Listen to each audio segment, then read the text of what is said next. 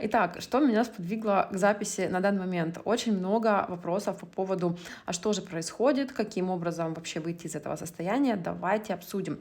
Итак, первым, кто влияет, так скажем так, первая парочка и самое важное, про нее я вам уже рассказывала, это Сатурн и Нептун, они в соединении ходят дружненько последнее время, и они ушли в ретрофазу в рыбки у нас учесали, то есть они сейчас нам, рыбкам и всем рыбьим вот этим эмоциональным энергиям дают возможность дозавершиться, доформироваться. Но с точки зрения для всех, для нас, да, то есть для многих, это будет главный источник такой внутренней неустойчивости, вот эти вот движения Сатурна и Нептуна. Потому что Сатурн, он отвечает за структуру, контроль и порядок. А Нептун, ну, как вот одни из таких слов, которые туда входят, это растворение, иллюзии, духовность, чувство, любовь тоже там же. Но когда они соединяются, еще и в ретроградной фазе, человек теряет ощущение устойчивости. То есть я вроде как понимаю, что мне делать, но как будто бы вот внутренне я не понимаю, куда мне идти. То есть я вроде понимаю, но не понимаю, да? Или вот такое еще может быть состояние. Раньше я верил, да, в свои какие-то идеалы, а теперь как будто бы, ну или просто там верил в что-то, в свой успех или еще что-то, а теперь как будто бы я не вижу в этом смысла. То есть такое может быть. То есть на психологическом уровне это как потеря каких-то, ну, вот этих внутренних опор, привычные вот эти объяснения для самого себя, что и как вообще работает. Вот эти вопросы ценностей, целей. То есть оно, ну, наверное, рушится не то слово, но подразмывается, то есть проверяется, а реально ли как бы это на самом деле так важно для тебя, то есть, ну, тебя заставляют задуматься еще раз, то есть, и если мы не ловим эту волну, да, то есть она нас начинает мучить, то есть, по идее, вас заставляют подумать, но чаще всего мы живем же на автопилоте, да, вы там проснулись, покушали детей в садик, сами на работку, мужа там поцеловали и все дальше там, ну, или если кто-то там дома, да, там уборочка и все, то есть мы находимся на каком-то автомате, то есть, и мы вот эти вот энергии, которые к нам идут, то есть мы их не всегда ощущаем. Почему я всегда говорю про осознанность? Когда есть осознанность, осознанное вот это состояние жизни, мы зачастую начинаем ощущать вот эти состояния внутри, начинаем продумывать. Даже когда мы занимаемся той же самой рутиной, у нас есть возможность подумать про себя, подумать про то, что для нас сейчас важно. То есть, ну, это можно сделать только в состоянии осознанности, так, чтобы это нас не мучило. То есть, когда оно уже нас мучит, когда в голове это уже тын-тын-тын-тын-тын голосом, то ситуация уже не самая хорошая. На энергетическом уровне эмоции, то есть, могут казаться вот чужими, могут быть ощущения хронической усталости, сон может быть беспокойный, могут приходить разные сны, могут приходить разные, причем пугающие, поднимающие либо страхи ваши, либо вот эта плаксивость может возникать. И, ну, очень много вот этих таких вот состояний, которые нептунианские, именно такие больше связаны с неустойчивостью психики. То есть, понятно, если мы относительно здоровы, да, мы все не полностью, но относительно здоровы, то для нас это, скорее всего, просто что-то из разряда хандры, да, осенний может каким-то образом вот таким отражаться. Больше всего это будет заметно для тех, у кого сильная земля и воздух в карте. То есть это козероги, девы, тельцы, близнецы, весы, водолеи. Их может немножко больше выносить, просто потому что им вот эти вот энергии нептунианские, они не так знакомы, не так понятны до конца. То есть особенно если в карте, то есть не выражены вот эти водные структуры. То есть не обязательно, если вы козерог или дева или телец, у вас это не выражено. То есть у вас может быть на самом деле очень сильная вода в карте. То есть это нужно карту изучать и понимать. Поэтому это я говорю именно про те энергии, которые в карте, то есть не про солнечный знак сейчас. Так, вторым пунктом, что сейчас может на нас влиять и обострять вот то, что было первым пунктом, это Солнце, Луна, Марс, Меркурий и Лилит в Скорпионе. И когда там и Солнце, и Луна, и Меркурий, и Марс, и Лилит, то бессознательное, вот эти вот внутренние, да, вот эти структуры теневые, они как начинают пытаться прорваться и вырваться намного сильнее, чем в обычные дни. И вот то, что, может быть, в вас подавлялось годами, вот это какое-то, может быть, недовольство, несогласие с чем-то, злость, обида, то есть то, что там скрывалось, может быть, даже с детского периода, оно сейчас может подниматься. То есть тут уже тоже опять момент именно осознанности, насколько вы понимаете, а что конкретно у вас там поднимается. То есть просто так раздражительный или как бы есть какие-то все-таки причины, и откуда эти причины в вас растут. Старые страхи всплывают, чувство вины, вот эти вот сценки в голове прокручиваются из прошлого, могут запахи, кстати, мерещиться, здесь у нас немножко тут тоже Нептунчик может сыграть, сны могут приходить, опять же, такие про ваши теневые стороны, желания. На сны вообще обращайте внимание в ближайшие месяца полтора. Сейчас могут также обостряться внутренние диалоги мучительные, психосоматика может возникать, прям то, что раньше для вас было, допустим, неестественно, не было такого, что у вас психосоматически что-то там, чего-то, горло заболело. А вот сейчас вполне может быть. С точки зрения энергии, если все идет правильно, идет некий такой период вроде как бы очищения, и это может ощущаться как паника, потеря контроля, тревожность такая без причины, слезливость. То есть тут не про болезнь какую-то вашей психики, а именно попытка такое, знаете, да, заезженное на ютубах, там, перевести нас на новый уровень. Ну, знаете, да, как вот тень, она немножко будет всплывать и пытаться интегрироваться. То есть это то, как это все-таки помогающая энергия. Она может быть неприятная, но она есть, и лучше ей воспользоваться, потому что иначе может быть действительно очень-очень неприятно. Очень, кстати, остро могут почувствовать фиксированные знаки скорпионы, львы, водолеи и тельцы. То есть здесь вот у них может быть очень остро сработать то, что происходит у нас сейчас в зоне скорпиончика. Так, третий пункт. Плутон, водолей, квадрат к Солнцу и Луне. Здесь такой некий кризис «я». То есть я такая вот, какой я был, какая я была, может быть сейчас не очень комфортно вот в этой вот одежке, в той, в которой мы были раньше. Из разряда, это на самом деле энергии тоже достаточно долго тянутся, просто сейчас вот они немножечко подсвечиваются еще больше. То есть я не совсем понимаю,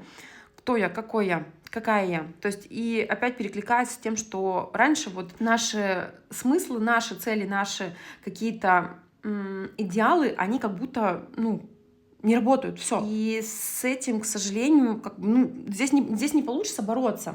Плутон, он не про то, что ты борешься, сражаешься с тем, что на тебя наваливается, а с тем, что ты умеешь с этим работать, ты умеешь это принимать, ты умеешь в этом жить. Потому что изменения по Плутону происходят неминуемо, постепенно и необратимо. То есть мы ничего с этим не сможем сделать. Здесь это такое, как внутреннее перерождение. Слово Плутона, Скорпиона — это перерождение. Рождение, перерождение и смерть. То есть это вот некий такой цикл. И то, что в вас что-то старое хочет уберечь, это нормально. То есть просто с этим как-то нужно будет привыкнуть жить. То есть это будет это вибрация целого поколения. Это не про какие-то ваши персональные. То есть мы все примерно переживаем то же самое. Вы попробуйте по душам поговорить с кем-то, кто чуть-чуть глубже, чем просто просмотр сериальчиков, да, вот он вам скажет то же самое, этот человек вам скажет то же самое, что он примерно те же переживания. Если он хотя бы как-то немножечко со своим внутренним миром общается, он вам ответит то же самое, он переживает то же самое. Большинство людей, вот еще раз, переживают то же самое. Тут видите еще вот этот момент перехода. Мы живем просто в период именно перехода медленных планет, и нам всем достаточно сложно. Вот. Тут, понимаете, эпохально. То есть Плутон переходит с какого-то периода контроля, выживания. То есть там, где ты много работаешь, много получаешь, да, ты стараешься и получаешь. Сейчас у нас Водолей, да, Плутон Водолей. Здесь у нас какие-то технологии, какое-то вот коллективное, какое-то еще. То есть и все. То есть смотрите, если раньше таким капиталом были деньги, влияние, сейчас и корпорации, все все за ваше внимание, за то, где ваш фокус внимания. Ваше внимание рассеивается на микро всякие ролики, на микро видео, на микро какие-то подкасты, чтобы вы не могли сидеть долго, чтобы вы не могли контролировать, чтобы вы не могли себя слышать. То есть если вы себя не слышите, вы не контролируете ситуацию. И ваше внимание более подвластно им. То есть тем, кто, скажем так, зарабатывает деньги. Да, мы не будем говорить про какие-то корпорации, которые управляют миром. Тут больше про зарабатывание денег. То есть ваши... Ой, ладно, это большая сложная тема, я, наверное, про нее тоже как-нибудь поговорю, про то, каким образом, в принципе, сейчас из предыдущего строя, да, такого рабовладельческого, когда, допустим, люди работали на заводе, да, то есть у них было четко, то есть он идет на завод, он должен, он обязан, да, там в Америке была там своя вот эта индустриализация, у нас в СССР была совсем другая, да, но суть там примерно была одна и та же. До этого были рабовладельческие, да, строй, когда должен был, в общем, люди, да, должны были платить, просто вот они работают, должны платить, должны отрабатывать, должны часть какого-то своего зерна отдавать. И это было принуждение. Сейчас сама суть в том, чтобы вы сами себя заставляли, сами себя принуждали. То есть это тоже такая большая перестройка, все они делают правильно, как бы для того, чтобы, ну, им самим, собственно, иметь, развиваться и все такое. То есть, ну, это как бы закономерно, то есть это никакой там глобальный заговор, в этом никакого заговора нет, просто люди понимают, что проще не контролировать людей плетками, а проще их заставить самих себя контролировать своими внутренними психическими состояниями. И это, ну, они молодцы, просто нужно это понимать и немножечко здесь как рыбка, как говорится, за китом маленечко проплывать, а не позволять себя прям превращать в корм. Вот, так, 4-м пунктом у нас ретро-херон в Овне. Это про травматизацию, чаще всего очень глубокую. Детские травмы, травмы поколенческие, травмы из прошлых воплощений, прошлых жизней. Верите, не верите, неважно. То есть, ну, то, что, скажем так, назовем это просто детская такой травматизация, в том числе, кстати, перинатальная травматизация, когда, допустим, кого-то там мама не хотела, боялась за свою жизнь, за свое здоровье, за свою, будет ли ей что-то покушать, и ребеночка прокормить, и вот это все вот примерно тоже там же находится. Чем это опасно? Потому что тревога чувствуется, то есть, опять же, то есть это еще больше обостряет тревогу. Но откуда она конкретно, понять очень-очень сложно, знаете, просто потому что это не совсем про зону осознанности, это про зону бессознательного, то, что мы не контролировали, то, что мы не делали, то, в чем мы не принимали зачастую участие. И можно попробовать обратить внимание на 2018-2020 год, вспомнить, что там у вас было. Может быть, для вас там будет какая-то подсказка, может быть, что-то для вас там было важное. Вот. То есть, если есть какая-то необъяснимая совершенно тревога, попробуйте 18-20 годы поколупать, посмотреть, какие там были, может быть, неприятные, травмирующие истории, может быть, там какие-то отголоски, зернышки вы найдете. 5-й пункт — это у нас Юпитер-Раки в квадратуре к Хирону. Здесь такое боль роста, так сказать. Хочется расшириться, хочется стать более значимым, хочется быть видимым. Но здесь квадратура от Хирона, она усиливает эту ранимость. То есть здесь про хочу открываться, хочу верить, мне больно, но мне страшно.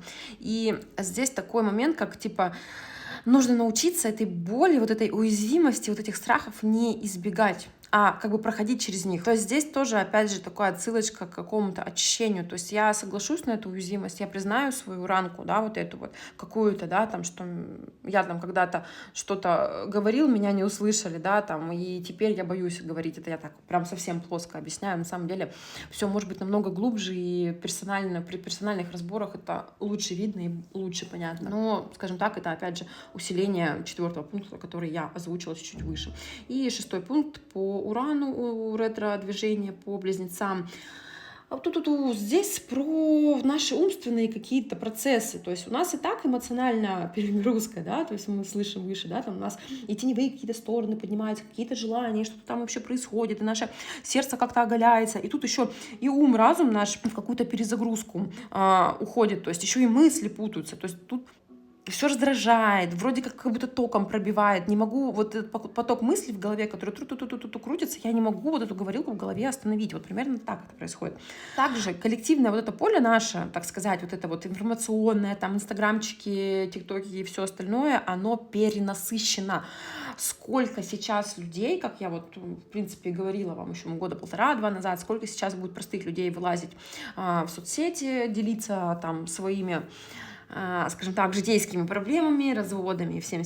То есть это все информация такая тревожная. То есть мужчин с женщинами стравливают, тут мысли скачут, кто прав, нужно быть как бы более, то есть гибкой, или нужно быть там, отстаивать свои границы, и что такое вообще границы, что понять вообще, что происходит. И то есть вот так вот это все крутится при любом диалоге, даже со своим там супругом, для того, чтобы учиться договариваться, да, его учить, себя учить, совместно учиться. То есть мы можем начать как бы себя защищать больше, чем это нужно, потому что мы, в принципе, перегружены, наш мозг перегружен, наша мыслительная система перегружена, и получается, что нервная система вся такая немножечко, не немножечко, она на пределе и из-за событий, и просто из-за скачков вот этих вот вибраций, энергий, которые нам выдаются. То есть, в принципе, просто период смены эпох. И сейчас вот эти вот месяца полтора, там месяц, два, у кого-то чуть-чуть раньше, у кого-то чуть-чуть позже, просто некое такое обострение. Сейчас все примерно об одном и том же. Вот что было там 1,5 года назад, что будет еще через 1,5 года, примерно все то же самое. То есть, ну, не может же быть всегда все на пике. То есть, и поэтому, как кардиограмма, где-то чуть-чуть вот как бы громкость увеличивается. И вот сейчас тот период, когда громкость подувеличили, просто надо пережить, и все, нужно немножечко потерпеть. К сожалению, вот так.